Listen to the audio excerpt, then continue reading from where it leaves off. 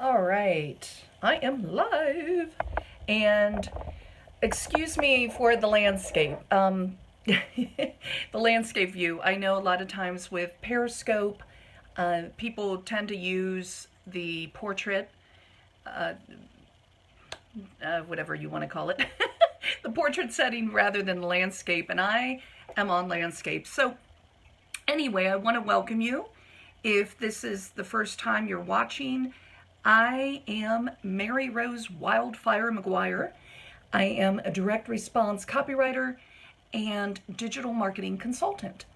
And I am doing so much video lately. I am really diving into video that sometimes I'm almost forgetting, okay, what am I doing this through? So right now, what happened was I received an invitation from LinkedIn to take advantage of their live video or their video option. The problem is with LinkedIn is the video can only be 30 seconds, which is not very long. So 30 seconds is enough to maybe give you a teaser or maybe one point to, a tutorial, but it's certainly not that long, certainly not long enough for someone who has part Italian in her background. Who wants to talk and talk and talk. So at any rate, I'm going to dive into what I want to talk about today, which is be like Apple. If you're a service professional, if you're watching this, and especially if you're a CPA, or you're even a creative professional, which you might already be doing this if you're a creative professional, but if you are someone who offers a service for your business as opposed to a product, this is especially for you. And it's something I've been thinking about off and on for a while, because Apple just, came out with their brand new phone and all of the features, and people either love it or hate it. I've seen both sides. It caused me to think about those of us who run a business that basically is a service-oriented business. So I send out emails to my list. I have a subscriber list that I send out emails Monday through Friday. And Monday, I sort of tackled this a little bit. And what I want to do is read you what I wrote to my list, and then I'm going to kind of riff on it a little bit more. If you're interested in being on my email list, and I would absolutely love it if you're on my email list, especially if you're a CPA practitioner or work at a CPA practice and you want to improve your marketing for your firm or your practice, please join my list. I have a lot of copywriting tips and marketing tips that I give, strategies, the whole thing. I've been involved in marketing for almost 30 years, but I've especially been involved in direct response copywriting over the past 7 years. I had to think there for a moment. I've been on my own. I've run my own freelance copywriting services, my husband and I, since 2012. So that's been full time. So I just launched it back in 2012, just hit my 5-year mark, and loving it every step of the way. So I'm hoping to help even more clients differentiate themselves and get more business. So here's what I wrote on Monday. And the subject line was, do you underestimate yourself? Which I think a lot of us do. And I tell the story about when I was in 5th grade. I had a math teacher who was a monster. At least that's how I saw her.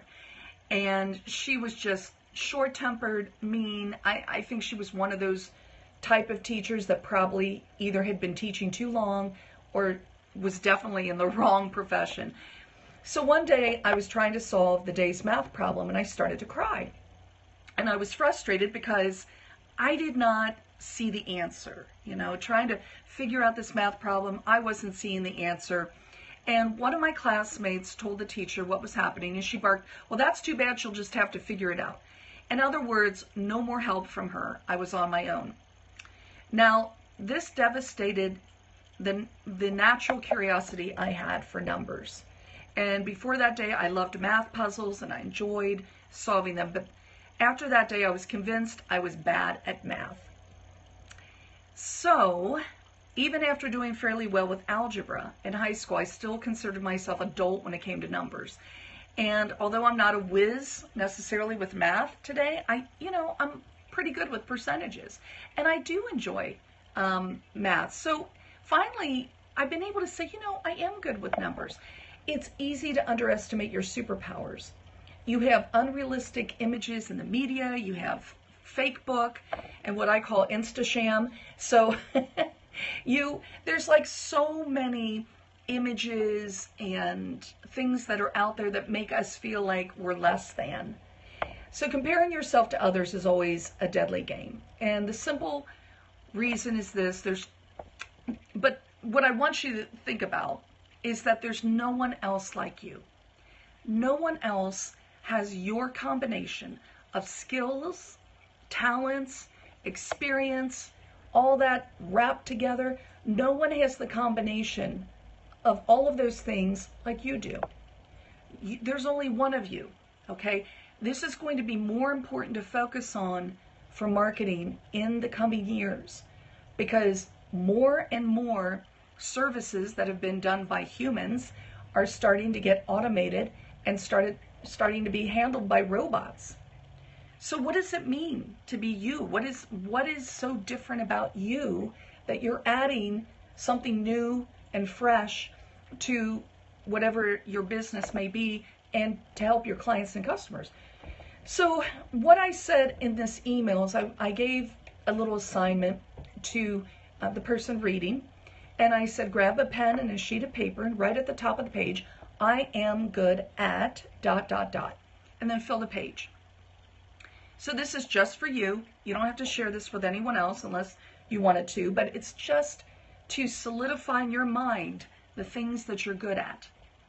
And after you're finished, take the time to read each one and absorb the truth that you really are good at that.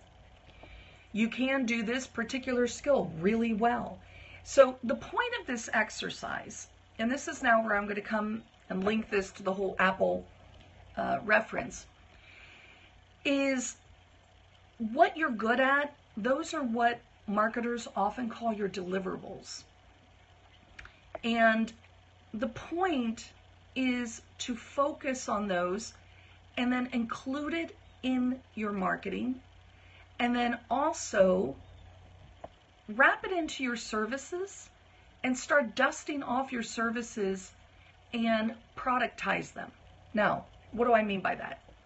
If you look at what Apple does, and Apple does this every year, and other companies do it every year with their products, they come out with new and improved, okay? Everything's new and improved. You're not going to see Apple waiting for years and years before coming out with a new iPhone. They come out with a new iPhone pretty much every year. And other companies come out with new versions of whatever their products are very frequently, okay? So, Windows, you always have Windows updates. There's lots of software companies that I bought software from, and they're always improving whatever it is they have. Now, if you're a service professional, are you looking at your service as a product? And are you brushing it up, improving it, and rolling it out as new and improved? That's the point of this video, to just start, to get you to start thinking, what can I do in order to make my service new and improved? The other thing is your clients may not even know that you have a particular service.